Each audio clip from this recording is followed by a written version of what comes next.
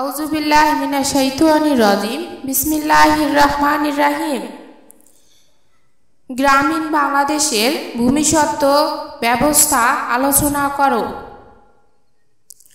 ভূমিকা। বাংলাদেশের গ্রামীণ সমাজে সবচেয়ে গুরুত্বপূর্ণ সম্পদ হচ্ছে ভূমি, যা গ্রামীণ জনগোষ্ঠীর সমাজ, অর্থনীতি, রাজনীতি, সংস্কৃতি, ঐতিহ্য এ বিষয়গুলোকে ঘিরে আবর্তিত হয়। ভূমি মালিকানার প্রকৃতি, ভূমির মালিকদের সাথে সরকারের সম্পর্ক এবং রাজস্বের ভিত্তিতে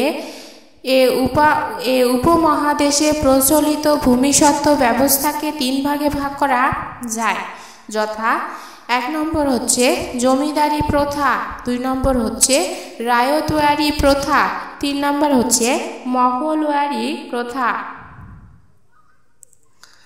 নিম্নে উল্লেখিত কারণসমূহের বর্ণনা দেওয়া হলো। 1 নম্বর জমিদারি প্রথা।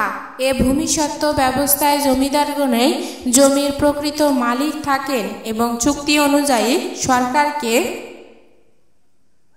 রাজস্ব প্রদান করেন। এক্ষেত্রে জমিদারগণ তাদের অধীনস্থ প্রজাদেরকে জমি বন্দোবস্ত দিলেও প্রজারা জমির মালিক হয় না। জমিদারি প্রথাকে স্থায়িত্বের ভিত্তিতে 2 ভাগে বিভক্ত করা যায়, যথা ক নম্বর হচ্ছে অস্থায়ী জমিদারি প্রথা ও খ নম্বর হচ্ছে স্থায়ী জমিদারি প্রথা। অস্থায়ী জমিদারি প্রথায় সাধারণত একটি নির্দিষ্ট সময়ে, যেমন 5 অথবা 10 বছরের জন্য বন্দোবস্ত দেওয়া হয়, কিন্তু স্থায়ী জমিদারি প্রথায় জমিদাররা চিরদিনের জন্য জমির মালিক হয় এবং সরকারকে একটি নির্দিষ্ট পরিমাণ খাজনা প্রদান করে। 1793 সালে লর্ড কর্নওয়ালিস তদানীন্তন অবিভক্ত বাংলা প্রদেশে স্থায়ী জমিদারি প্রথার প্রবর্তন করেন। এ ব্যবস্থায় চিরস্থায়ী বন্দোবস্ত নামে পরিচিত। 1950 সালে বাংলাদেশে জমিদারি প্রথার অবসান ঘটে। 2 নম্বর হচ্ছে রায়তওয়ারি প্রথা। রায়তওয়ারি প্রথা অনুযায়ী কৃষকরাই জমির প্রকৃত মালিক হয়। এক্ষেত্রে সরকার ও কৃষক প্রজাদের মধ্যে কোনো মধ্যবর্তী ব্যক্তির অস্তিত্ব থাকে না। প্রজারা যতদিন পর্যন্ত নিয়মিত খাজনা প্রদান করে ততদিন তারা জমির মালিক থাকে এবং জমির বিক্রয়, হস্তান্তর ও ব্যবহারের সম্পূর্ণ অধিকারী হয়।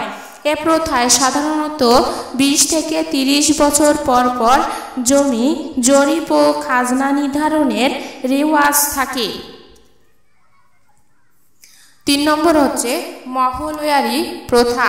মহলওয়ারি প্রথায় এক বা একাধিক গ্রাম নিয়ে একটি মহল গঠিত হয় এবং সে মহলের খাজনা দেওয়ার জন্য সংশ্লিষ্ট সকল কৃষক ব্যক্তিগত ও যৌথভাবে সরকারের নিকট দায়ী থাকে।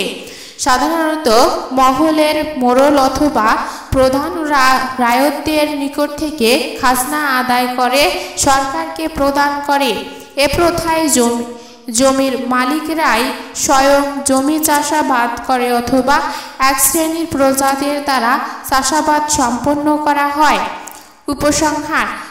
উপযুক্ত আলোচনার প্রেক্ষিতে বলা যায় যে ভূমিস্বত্ব ব্যবস্থা উল্লিখিত প্রকরণসমূহের মধ্যে রায়তওয়ারি প্রথাই সর্বোৎকৃষ্ট প্রথা বলে প্রতীয়মান হয়।